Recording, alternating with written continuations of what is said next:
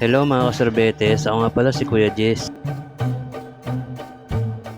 Araw nga maaga nga ako nagising at para pumunta nga sa Langaray para nga magpagawa nga ng salamin mga sorbetes. May nga lang nandito na nga tayo mga sorbetes. Kaya nakapasok na nga tayo sa may paggawaan nga ng salamin. Dito nga tiyan namili na nga tayo ng papagawa nga natin ng salamin mga sorbetes. Dito nga tiyan nakapili na nga tayo ng ating nga salamin. Kaya sinukat na nga natin kung babagay nga sa atin mga sorbetes. At dito nga tiyan pinapili pa nga tayo nga ni ma'am. Iba-ibang klase nga din nga daw nga na salamin at na matitibay nga din nga daw. At ito nga pangalawang inabot nga sa akin nga ni ma'am. At kahit nga maupuan madanganan di nga kagad nga daw nga mababali. At kaya sinukat na nga natin kung babagay nga sa atin mga sorbetes. At dito nga tiyan nakapili na nga tayo mga sorbetes. At ito na nga lang nga napili ko yung una nga sinukat ko kanina. Dito nga tiyan pinaupo na nga tayo nga ni ma'am para nga ma-check up na nga yung ating nga mata at kung ilan nga yung ating nga grado mga sorbetes. Dito nga tiyan inayos nga ni ma'am yung ulo ko para pamantay nga daw nga dun nga sa may telescope para nga makita nga yung ating grado kung ilan. At kung gusto nyo nga magpagawa ng salamin mga sorbetes, dito nga lang nga yan sa may SKY Bason Medical Clinic mga sorbetes. Located nga pala sila sa may Langaray, Pampano Street, Barangay Dagat-Dagatan, Caloocan City, mga sorbetes. Pagkatapos nga dyan, kinabukasan nga dyan, lumabas na nga tayo at para nga magtinda. Dahil pagkabuhay nga, taraw nga ng linggo at yung dami nga naliligo ngayong araw, mga sorbetes. Tabang nandito nga ako dyan, bumili nga sila sa atin. At kaya tinabi na nga natin itong ating nga kariton. Naitabi ko na dyan, kumuha na tayo ng kapat para nga lagyan. Kaya nagpatuloy nga lang tayo at para nga pagbilan nga sila lahat, mga sorbetes.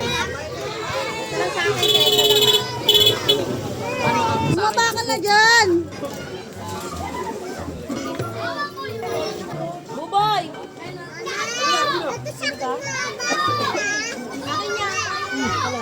Dalawang pensa.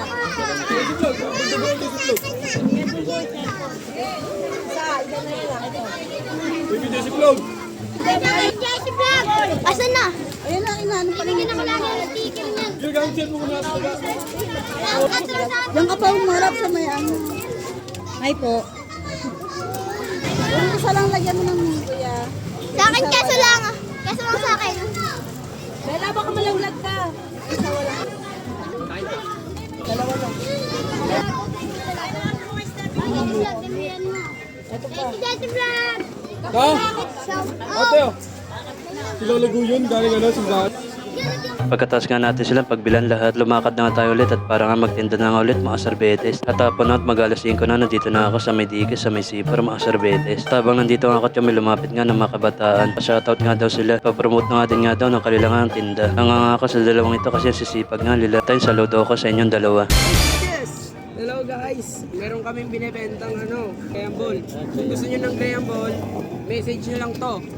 Itong part ko sa Facebook, ito.